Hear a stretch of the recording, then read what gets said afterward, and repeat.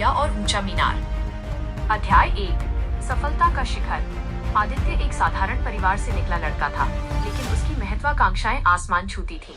उसने दिन रात मेहनत की, अपनी नींद बेची, अपने सुख त्यागे और महज 35 साल की उम्र में वो एक ऐसी मल्टीनेशनल कंपनी का मालिक बन गया जिसका टर्नओवर अरबों में था। उसके पास शहर की सबसे ऊंची इमारत के सबसे ऊपरी फ्लोर पर एक दफ्तर था। वो कांच की दीवारों के पीछे से पूरी दुनिया को अपने पैरों के नीचे देखता था। आदित्य के लिए रिश्ते केवल सौदे थे। वो अपनी माँ से महीने में एक बार बात करता और उसे ढेर सारे पैसे भेज देता। उसके लिए प्यार का मतलब महंगा तोहफा था और समय का मतलब पैसा। वो अक्सर कहता, जो चीज खरीदी जा सकती है उसके लिए रोना कैसा, और जो खरीदी नहीं जा सकती वो मेरे काम की नहीं। अध्याय 2, जड़ से कटा हुआ पेड़। एक बार आदित्य के गांव में एक बहुत बड़ा उत्सव था। उसकी माँ ने उसे पत्र लिखा और फोन भी किया, बेटा इस बार गाँव आ जाओ, तुम्हारे बचपन के दोस्त और गांव के बुजुर्ग तुम्हें देखना चाहते हैं। आदित्य ने झिड़कते हुए कहा, माँ मेरे पास 1 मिनट की फुर्सत नहीं है, करोड़ों की डील चल रही है। मैं वहाँ आकर उस धूल मिट्टी और पिछड़ेपन में अपना समय बर्बाद नहीं कर सकता। आपको जो चाहिए मैं यहाँ से भिजवा देता हूँ। माँ ने कुछ नहीं कहा, बस फोन रख दिया। लेकिन नियति का खेल निराला होता है। कुछ हफ्तों बाद आदित्य की कंपनी पर एक बहुत बड़ा कानूनी संकट आया। उसके अपने ही भरोसेमंद साथियों ने उसे धोखा दिया और रातों रात उसकी संपत्ति जब्त होने की कगार पर पहुंच गई। वो तनाव में टूट गया। डॉक्टरों ने उसे नर्वस ब्रेकडाउन बताया और सलाह दी कि वो कुछ समय के लिए शहर के इस शोर और तनाव से दूर कहीं शांत जगह चला जाए। बेबस होकर आदित्य अपनी लग्जरी कार लेकर अपने उसी पुराने गाँव की ओर निकल पड़ा जिसे वो पिछड़ा कहता था। अध्याय 3, गाँव की धूल और सुकून की खुशबू। जैसे जैसे वो गाँव के करीब पहुँच रहा था, सड़क कच्ची होती जा रही थी और हवा साफ। उसने अपनी महंगी कार एक पुराने बरगद के पेड़ के पास रोकी। वहाँ एक बूढ़ा आदमी बैठा था जो मिट्टी के ईंटें बना रहा था। वो काका थे जो आदित्य के बचपन में उसे कंधों पर बिठाकर घुमाया करते थे। आदित्य ने अपना चश्मा उतारा और पास जाकर खड़ा हो गया। काका ने उसे पहचाना नहीं। उन्होंने बस मुस्कुराकर कहा, बैठो बेटा, थक गए हो, इस छाँव में थोड़ी देर सुस्ता लो। आदित्य ने अपनी नीली घड़ी देखी और बोला, काका आपने मुझे पहचाना नहीं?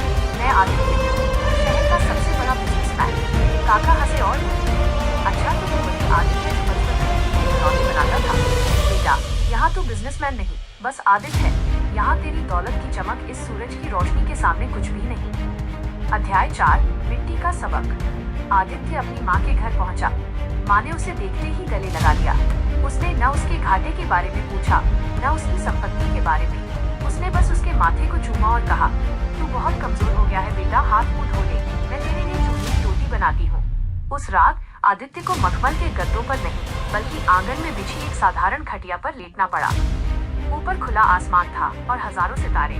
उसे याद आया कि वो अपनी ऊंची इमारत के पेंट हाउस में कभी आसमान नहीं देख पाया था, क्योंकि वहाँ एयर कंडीशनर की आवाज और बनावटी रोशनी का पहरा था। अगली सुबह वो फिर काका के पास गया। उसने देखा कि काका बड़े प्यार से मिट्टी को गूंथ रहे थे। आदित्य ने पूछा, काका आप इतनी मेहनत करते हैं, ये तो 2-2 रुपए में बिक जाते हैं, इसमें क्या फायदा है? काका ने चौक मिट्टी घुमाने का पतिया रोक दिया और बोले, बेटा फायदा सिक्कों में नहीं संतुष्टि में है। ये मिट्टी देख रहे हो, ये तब तक किसी काम की नहीं है जब तक ये झुकती नहीं, जब तक ये हाथों के दबाव को सहती नहीं। जब ये पूरी तरह समर्पित हो जाती है तब जाकर ये एक दिया बनती है जो अंधेरे को छीन लेता है।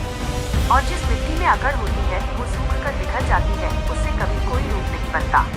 आदित्य को लगा जैसे उसके दिल पर किसी ने हथौड़ा मारा हो। उसने पूरी जिंदगी मीनार बनाने में लगा दी थी जो आज रहने वाली थी। उसने कभी मिट्टी की तरह झुकना नहीं सीखा था। अध्याय 5, असली ऊंचाई का एहसास। गाँव में बिताए हुए बरसों ने आदित्य को पूरी तरह बदल दिया। उसने सीखा कि 1, जड़ें रूट्स। पेड़ चाहे कितना भी ऊंचा हो जाए, अगर उसकी जड़ें मिट्टी से कट गईं, तो वो गिरकर सूख जाएगा। 2, मौन की भाषा। शांति में वो ताकत है जो बड़े बड़े भाषणों में नहीं। गांव की खामोशी ने उसे खुद से रूबरू कराया। 3, रिश्तों की कीमत। पैसा बिछौना दे सकता है, नींद नहीं। खाना दे सकता है, भूख नहीं। और नौकर दे सकता है, हमदर्द नहीं। जब वो शहर वापस लौटा तो उसका आत्मविश्वास अलग था। उसने अपने वकीलों से कहा, जो गया उसे जाने दो, हम शून्य से शुरू करेंगे, लेकिन इस बार नींव ईमानदारी और मानवता की होगी। उसने अपनी कंपनी का नाम बदलकर अपनी माँ के नाम पर रखा। उसने ऊंची इमारतों के बजाय ऐसे प्रोजेक्ट शुरू किए जिनसे आम लोगों का भला हो सके। कुछ ही सालों में वो फिर से सफल हुआ, लेकिन इस बार वो अमीर होने के साथ साथ महान भी था। इस कहानी का गहरा विस्तार, द वॉइस ओवर कॉन्टेक्स्ट। ये कहानी आज के उस युवा वर्ग के लिए है जो करियर और एम्बिशन की दौड़ में अपने वैल्यूज मूल्यों को पीछे छोड़ देते हैं। मीनार बनाम नींव। हम मीनार सक्सेस को सजाने में इतने व्यस्त हो जाते हैं कि नींव कैरेक्टर फैमिली की मरम्मत करना भूल जाते हैं। मीनार जितनी ऊंची होगी उसे उतनी ही गहरी नींव की जरूरत होगी। अहंकार का विसर्जन।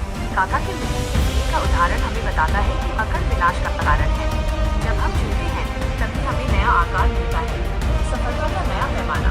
सफलता वो नहीं जो आप दुनिया को दिखाते हैं, द ग्लास बिल्डिंग, बल्कि वो है जिसे आप रात को चैन की नींद सोते समय महसूस करते हैं, द कोर्टयार्ड स्लीप। अंतिम संदेश। जिंदगी में जब भी आपको लगे कि आप बहुत ऊंचे पहुंच गए हैं और बाकी सब छोटे नजर आ रहे हैं, तो समझ लेना कि आप उस ऊंचाई पर पहुंच गए हैं जहां से गिरना तय है। अपनी जड़ों को थामे रखिए, मिट्टी से जुड़े रहिए, क्योंकि अंत में सब कुछ उसी मिट्टी में मिल जाना है।